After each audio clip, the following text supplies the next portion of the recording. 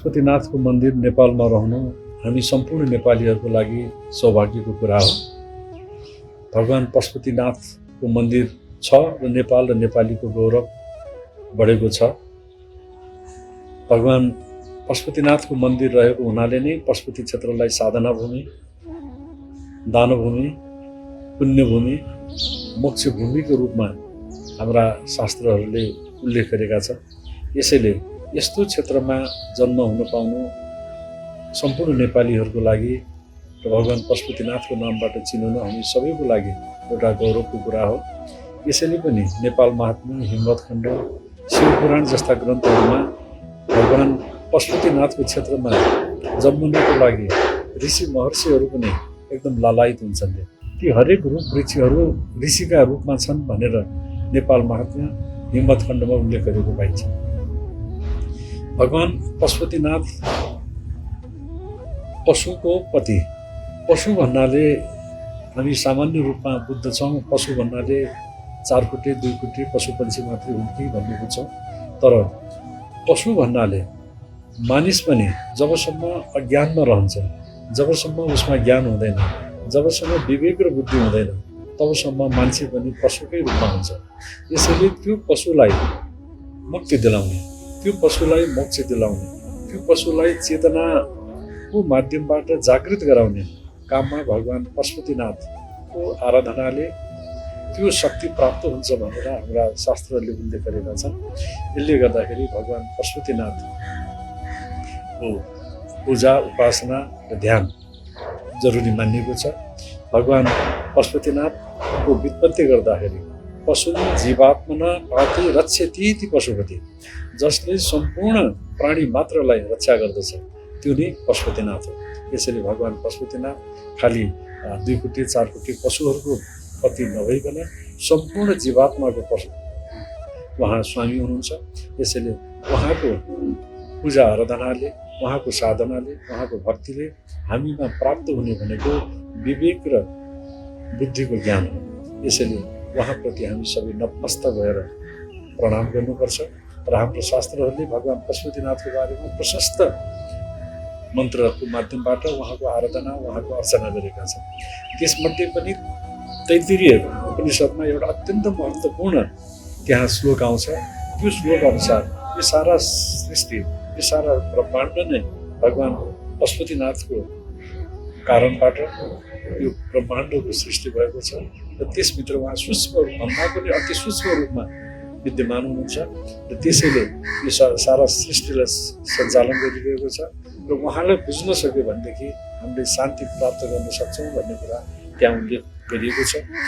त्यहाँ भनिएको छ सूक्ष्माति सूक्ष्म कलिलस्य मध्ये विश्वस्य स्रष्टा अनेक रूप विश्वस्य एकम परिवेष्टितारम ज्ञात्रम शिवम शान्ति अत्यन्तमेति।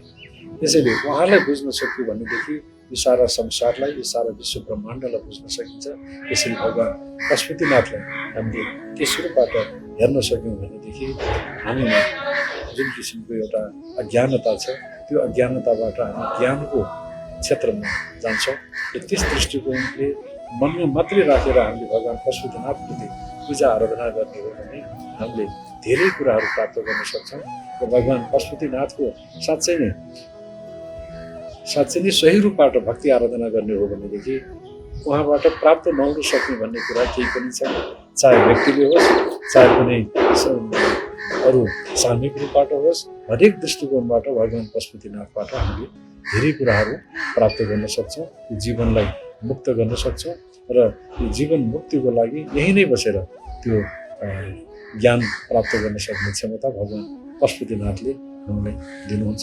यसरी भगवान् पशुपतिनाथप्रति हामी नतमस्तक भएर उहाँप्रति आराधना गर्न सक्यौँ भनेदेखि हाम्रो जीवन धन्य हुन्छ, सफल हुन्छ, सुफल हुन्छ।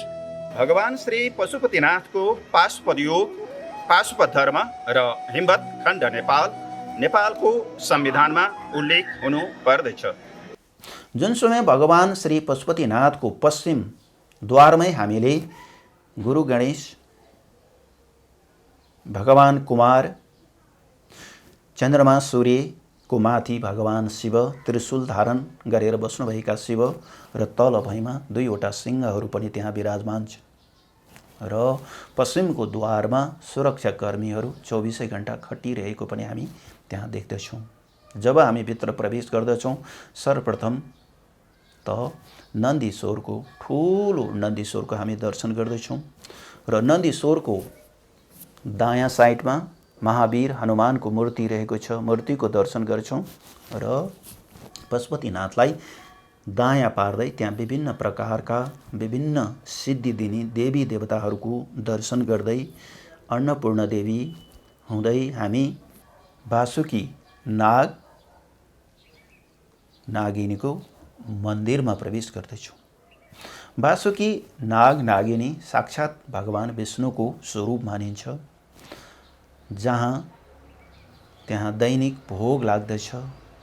जब वासुकी नागिनीको मन्दिरलाई दायाँ पारेर हामी अलिकति तल विभिन्न देवी देवताहरूको दर्शन गर्दै अलिकति तल आउँछौँ त महाविष्णु शयन गरिरहनु भएको छ। महाविष्णुको साथमा भगवान गणपति ओम गम गणपते ओम गम गणपते नमः भन्ने मन्त्र पनि हामी जप गर्न सक्छौँ र गणपतिको साथसाथमा भगवान सूर्यदेवको पनि हामी दर्शन गर्दछौँ।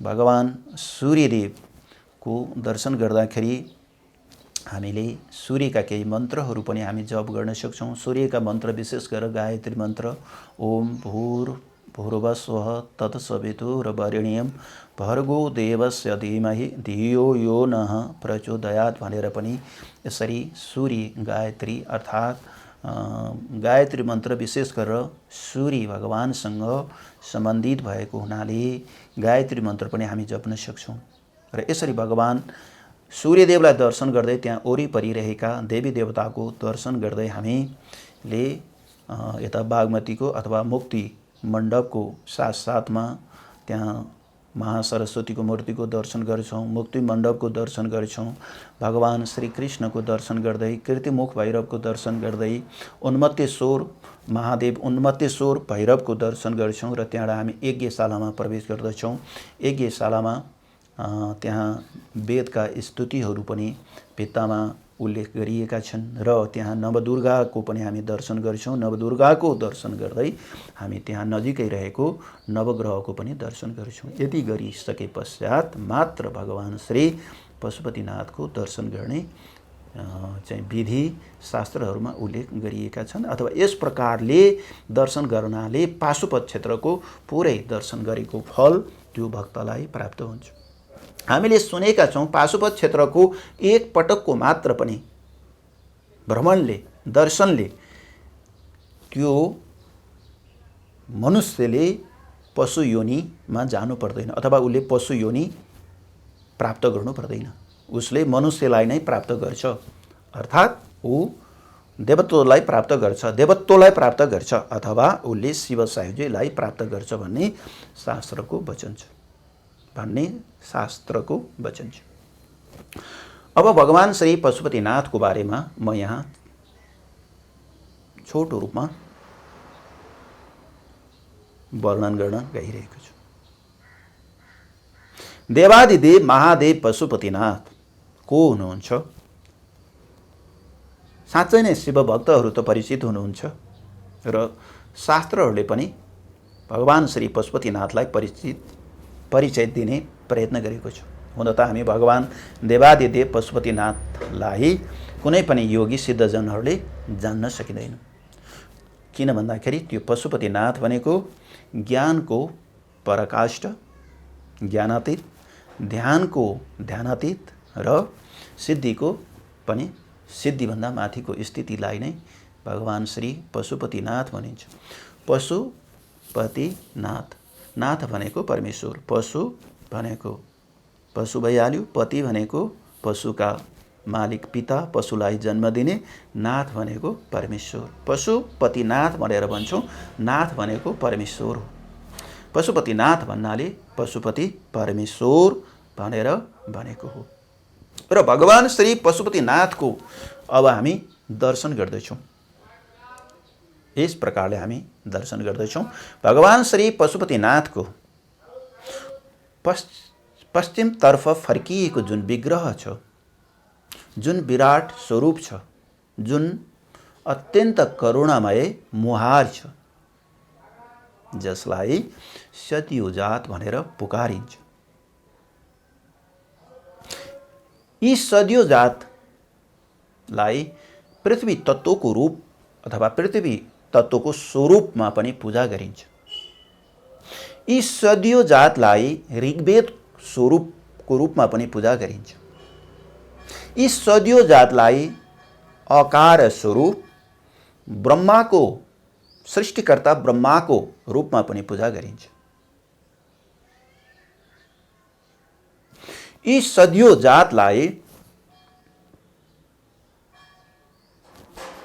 जन्मदाता पिता भगवान ब्रह्माको रूपमा पनि पूजा गरिन्छ र हामीलाई जन्म दिने पिता सद्योजात नै हुनुहुन्छ। यस्ता परमेश्वर सद्योजात परम पितालाई हामीले ओम नमः शिवाय भनेर हामीले यता पश्चिम दिशातर्फ फर्किएको विग्रहहरूको प्रार्थना गर्दैछौँ। र वेदमा सद्योजातको मन्त्र उल्लेख गरिएको छ। ओम सद्यो जातं प्रपद्यामि सद्यो जाताय वै नमो नमः भवे भवे नाति भवे भवस्सो माम भवोद्भवाय नमः भनेर पनि उहाँको स्तुति हर समय हाम्रा ऋषिहरूले स्तुति गरिरहेका छन् अथवा वेदले हर समय स्तुति गरिरहेको छ। यस्ता सद्योजातको वर्णन गरेर गर्न सकिँदैन। उहाँ ऋग्वेद स्वरूप हुनुहुन्छ र ऋग्वेदभन्दा पनि माथिको, ज्ञानभन्दा पनि माथिको ज्ञानातीत सद्योजात हुनुहुन्छ। यस्ता सद्योजात प्रभुलाई हामीले सर्वप्रथम कोटि कोटि प्रणाम गर्दै दर्शन गर्दैछौँ। यस्ता प्रभु सद्योजातको दर्शन गरे पश्चात भगवान श्री पशुपतिनाथलाई दायाँ पार्दै उत्तरतर्फ फर्किएको विग्रह, विराट स्वरूप, करुणामय मूर्तिको हामी दर्शन गर्दैछौँ। भगवान श्री पशुपतिनाथको उत्तरतर्फ फर्किएको विग्रहको नाम हो वामदेव। वामदेव प्रभुको दर्शन गर्दाखेरि हामीले यसरी निहालेर यदि हेर्यौँ भने वामदेवको दायाँ साइडमा भगवान शिव र बायाँ साइडमा माता पार्वतीको दर्शन गरिन्छ। र भगवान शिवको वामदेवमा विभिन्न प्रकारले सजिएका छन्। त्यहाँ यो त मूर्तिमा मात्र सजाइएको हो, तर वास्तवमा उहाँको जो भक्तले साक्षात्कार दर्शन गर्दछ यो विराट स्वरूप छ।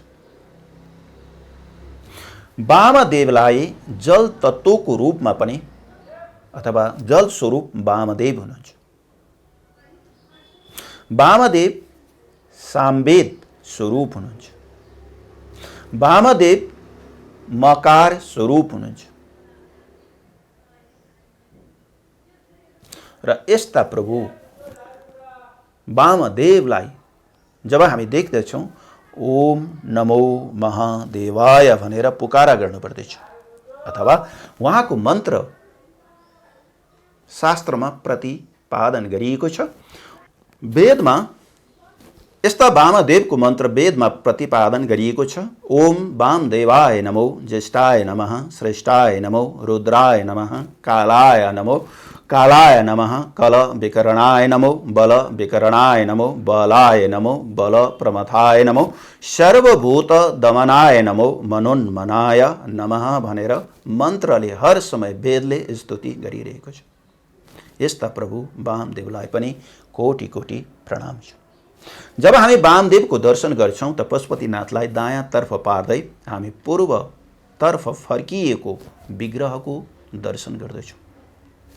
पूर्वतर्फ फर्किएको विराट करुणा स्वरूप मूर्तिको नाम हो तत्पुरुष। तत्पुरुषलाई वायु स्वरूप मानिन्छ। तत्पुरुषलाई अथर्व वेद स्वरूप पनि मानिन्छ र तत्पुरुषलाई नादको रूपमा पनि पुकारिन्छ। तत्पुरुष परमेश्वरलाई आकाशमा रहेका जति पनि ज्योतिर्मय पिण्डहरू छन्, सूर्य, चन्द्रमा, ग्रह, नक्षत्र, त्यो रूपमा पनि पूजा गरिन्छ। यस्ता प्रभु तत्पुरुषको दर्शन गर्दाखेरि ओम नमो महादेवाय र मन्त्र यस प्रकारले पनि उच्चारण गर्न सकिन्छ। ओम तत्पुरुषाय विद्महे महादेवाय धीमहि तन्नो रुद्रः प्रचोदयात्। यस्ता तत्पुरुष प्रभुलाई पनि हामीले कोटि कोटि प्रणाम गर्दैछौँ। जब हामी तत्पुरुषको दर्शन गरे पश्चात भगवान श्री पशुपतिनाथको दक्षिणतर्फ फर्किएको मुहारको दर्शन गर्दैछौँ, जुन कि अत्यन्त करुणामय विराट स्वरूप अघोर हुनुहुन्छ। यस्ता अघोरलाई अग्नि स्वरूपको रूपमा पूजा गरिन्छ। अघोरलाई यता वेदमा जाँदाखेरि ऋग्वेद स्वरूप हुनुहुन्छ, ओमकारमा जाँदाखेरि उकार स्वरूप हुनुहुन्छ र तत्त्वमा जाँदाखेरि अग्नि तत्त्व। यस्ता जो अघोर हुनुहुन्छ, अघोरलाई पनि ओम नमः शिवाय भनेर पुकारा गरिन्छ र उहाँको पुकारा गर्दाखेरि वेदमा मन्त्र प्रतिपादन गरिएको छ। ओम अघोरेभ्योत घोरेभ्य घोर घोर तरेभ्य सर्वभ्य सर्व सर्वभ्यो नमस्तेस्तु रुद्रः रूपेभ्य। यस प्रकारले पनि मन्त्र उच्चारण गर्न सकिन्छ र वाम अघोरको दर्शन गर्नाले त्यस साधकले अथवा त्यस साधकको सम्पूर्ण रोग र पापहरू पनि भस्म हुन जान्छन्। भगवान श्री पशुपतिनाथको अघोरको दर्शन गरे पश्चात भगवान श्री पशुपतिनाथको ईशान कोणमा रहेको ईशानको दर्शन गरिन्छ। ईशानलाई आकाश स्वरूप पनि मानिन्छ। ईशानलाई सूक्ष्म वेद स्वरूप मानिन्छ। सूक्ष्म वेद भन्नाले हामीहरूले 4 वेदको नाम सुनेका छौँ, अध्ययन गरेका छौँ, तर 4 वेदभन्दा माथि सूक्ष्म वेद रहेको छ। जुन समयमा यो ब्रह्माण्ड प्रलय हुन्छ, यो ब्रह्माण्ड प्रलय भइसकेपछि पुनः ती देवताहरूमा सूक्ष्म वेद रहेका हुनाले पुनः यही वेदहरूको नै रचना हुने भएकोले त्यो सूक्ष्म वेद देवताहरूमा रहने सूक्ष्म वेद हो।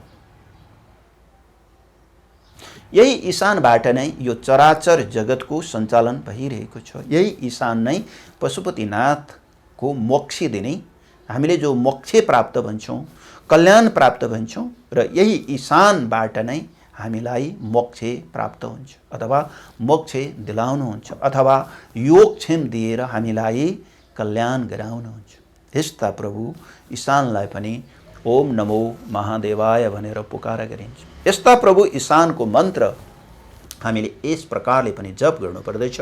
ओम ईशानः सर्वविद्या नामीश्वरः सर्वभूतानां ब्रह्माधिपतिर् ब्रह्मणोधिपतिर् ब्रह्मा शिवो में अस्तु सदा शिवोहम। हे प्रभु ईशान, हे प्रभु पशुपतिनाथ, आपको हजुरको वर्णन गर्न त कसले सक्दछ र तर पनि वर्णन गर्न सकिँदैन। मैले जानी नजानी यतिसम्म वर्णन गरी केही भुल भएमा, केही शब्दहरूमा त्रुटि भएमा मलाई माफ गरिदिनुहोस्। हे श्री पशुपतिनाथ, हजुरको चरणमा मेरो कोटि कोटि प्रणाम छ र सम्पूर्ण नेपालीहरूमा पाशुपत योग, पाशुपत धर्म, हिमवत खण्डको जागरण पनि होस् भन्दै भगवान श्री पशुपतिनाथमा कोटि कोटि प्रणाम गर्दछु। ओम नमः शिवाय। साह्रै बेइज्जत भयो घरको कार्पेट ल्याउँछु आज, आफन्त र पाहुना आउँदा मुख देखाउनै लाज। अति सुन्दर धेरै टिकाउ कहाँबाट ल्याउने, अरू भन्दा कम्फर्टेबल कार्पेट कुलाउने। मैले जस्तै बुझ्नु पर्यो, नयाँ जेन्सा कार्पेट नै ल्याउनु पर्यो। जेन्सा कार्पेट हाम्रो नै राम्रो। मेरी आमा कहाँ हुनुहुन्छ? जेन्सा सँगै स्वेटर बुन्दै हुनुहुन्छ। अनि नानु? जेन्सा सँगै पढिरहेछ। बाबु कहाँ छ? जेन्सा सँगै खेलिरहेछ। अरू भन्दा बढी कम्फर्ट, ब्युटी अनि भेराइटी छ, किनकि बेस्ट टेक्नोलोजीमा हाम्रो देशको आफ्नै उत्पादन छ। माकुसुम हाम्रो नै राम्रो। जेन्सा कार्पेट।